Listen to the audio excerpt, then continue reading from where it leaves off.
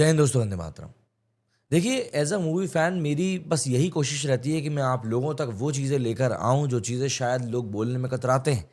यही कारण रहा कि सिकंदर को लेकर मैंने जो रिव्यू दिया वो कई लोगों को पसंद नहीं आया। जबकि अगर आप जाकर बाकी रिव्यूअर्स के भी रिव्यू देखेंगे, बाकी वेबसाइट्स के ऊपर जो मूवी का रिव्यू है आप उसे देखेंगे, आपको समझ में आ जाएगा कि 19-20 करके सभी लोगों ने वही बात कही है कि सिकंदर में वो बात नहीं है जो सलमान खान की मूवी में एक्सपेक्टेशंस रखी जाती हैं। और देखिए क्या होता है, आज की तारीख में पब्लिक बहुत शानी हो चुकी है, पब्लिक बहुत डेढ़ शानी हो चुकी है और पब्लिक जानती है कि उनको अपना पैसा कहाँ पर खर्च करना है। और यही कारण है कि जब मूवी को लेकर ये रिपोर्ट सामने आती है कि यार नहीं, मूवी में वो बात नहीं है, तो फिर दर्शक उस मूवी को देखना उतना ज़्यादा पसंद करते नहीं हैं। आज सलमान खान की सिकंदर को रिलीज हुए तीसरा दिन हो चुका है, आज बासी ईद भी है।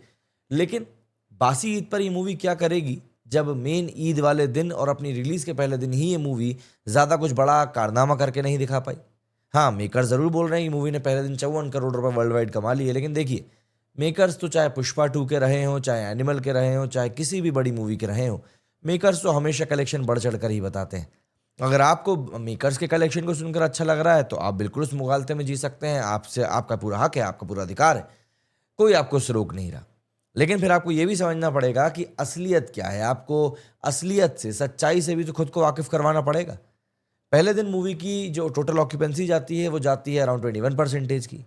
दूसरे दिन मूवी की ऑक्यूपेंसी जाती है 24% की, और ये मूवी के रिलीज के पहले 2 दिन की हम बात कर रहे हैं। जबकि आज की तारीख में जो बड़ी ब्लॉकबस्टर मूवीज रहती हैं उनकी ऑक्यूपेंसी 60-70% तक जाती है।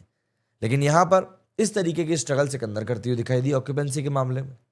पहले दिन का कलेक्शन कई जगहों पर 26 करोड़ बताया गया, कई जगहों पर 31 करोड़ बताया गया, कई जगहों पर 35 करोड़ बताया गया। ऐसे ही डे टू के साथ में भी हो रहा है। लेकिन क्योंकि अब आप लोगों को लगता है कि भैया तुम तो कहाँ से बता रहे हो, जरा हमको बताओ, तो अब एक काम करते हैं। तरानादर साहब को तो आप जानते ही होंगे, तो एक डेटा उठाते हैं हम लोग तरानादर जी का, और एक डेटा उठाते हैं हम लोग जो वेबसाइट्स के ऊपर डेटा आता है उसका। अब ये जो दो कलेक्शन हैं आपके सामने, ये दो कलेक्शन है सलमान खान की मूवी के डे वन और डे टू के। यहाँ ऊपर आप देख सकते हैं, ऊपर जो डेटा दिख रहा है उसमें डे वन में 26 करोड़ है और डे टू में 29 करोड़ है, और टोटल कलेक्शन 55 करोड़ के आसपास बताया जा रहा है। ये इंडिया नेट कलेक्शन बताया जा रहा है इस मूवी का।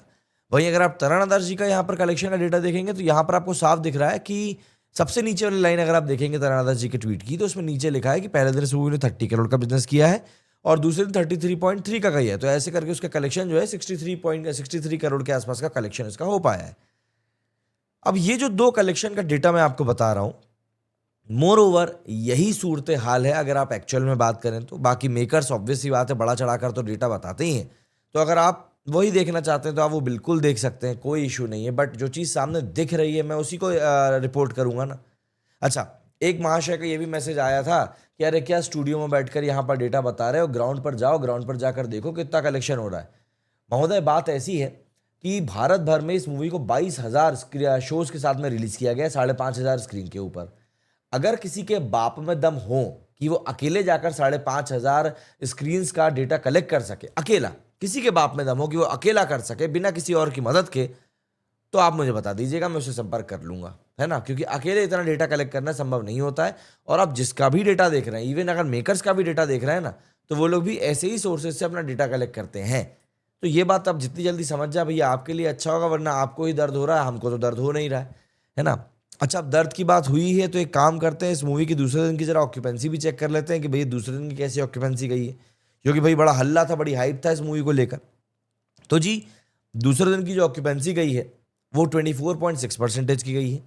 ऐसे में मॉर्निंग शोज में इसके 8.38% की ऑक्यूपेंसी गई, आफ्टरनून में 26.7% की ऑक्यूपेंसी गई, इवनिंग शोज में 30% की ऑक्यूपेंसी गई, और रात में 33% की। मतलब एक सेगमेंट में भी ये मूवी 50% की ऑक्यूपेंसी को टच नहीं कर पाई। मतलब मुझे को समझ में नहीं आ रहा कि यहाँ पर जब इतने बड़े कलाकार की मूवी रिलीज हुई है तो आखिर कोई देखने जाना क्यों नहीं चाहता है।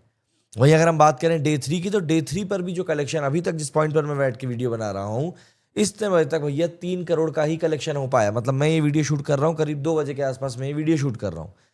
सुबह से लेकर अभी तक ये मूवी सिर्फ 2 करोड़ का कलेक्शन कर पाई है। मतलब ऐसा लग रहा है कि आज इसका कलेक्शन और भी ड्रॉप होगा, क्योंकि कल ईद के दिन जहां इसकी मॉर्निंग ऑक्यूपेंसी 8% की थी, तो वहीं पर आज मॉर्निंग में इसकी ऑक्यूपेंसी सिर्फ 6% की गई है।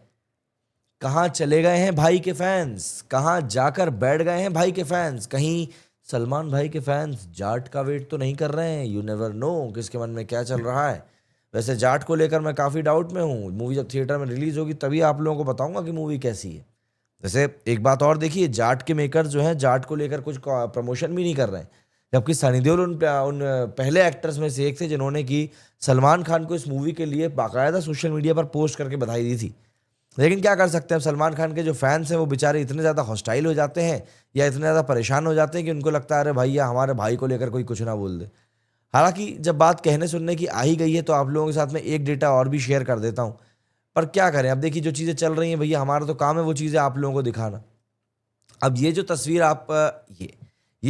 आप अपनी स्क्रीन के ऊपर देख रहे हैं ये टाइम्स नाउ की तस्वीर है। अब आप देखिए ज़रा यहाँ पर क्या लिखा है। Sikandar Sikandar Salman Khan film shows being cancelled due to no audience, जो रिपोर्ट सामने आ रही हैं। मतलब अब आप क्या करेंगे ऐसे में, आप मुझे बताइए ना, आप कितना डिफेंड कर सकते हैं किसी मूवी को। आज की तारीख में लोग बहुत ज़्यादा चंट चकोर चालाक हो चुके हैं जब भी मूवीज़ की बात आती है। मतलब पैसा खर्च करने के पहले ऑडियंस 10 बार सोचती है कि भैया अगर हम इस मूवी के ऊपर पैसा खर्च कर रहे हैं तो क्या हमारा पैसा वसूल हो पाएगा, या फिर ओटीटी के लिए वेट कर लेना ही सबसे आसान होगा। मतलब समझ में नहीं आ रहा है मुझको किस तरीके से ये चीज़ें काम कर रही हैं, क्योंकि इतने बड़े स्टार की मूवी का ऐसे मतलब कम कलेक्शन करना कहीं ना कहीं दिल तो दुखाता ही है। अब सवाल ये है कि इस मूवी का जो बजट है वो 150-200 करोड़ रुपए बताया जा रहा है कि भैया इतना बजट तो है, और 150 भी मैं इसलिए बोल रहा हूँ ताकि जो कुछ नाजुक दिल के लोग हैं उनको बुरा ना लगे, वरना जो रिपोर्टेड बजट का जो बताया जा रहा है अलग अलग जगह पर वो 200 करोड़ ही बताया जा रहा है। और फिलहाल की परिस्थितियों को देखकर जो अंदेशा लगाया जा रहा है, इस मूवी का कलेक्शन आने वाले दिनों में बहुत ज़्यादा तो बढ़ना नहीं है, बिल्कुल नहीं बढ़ना।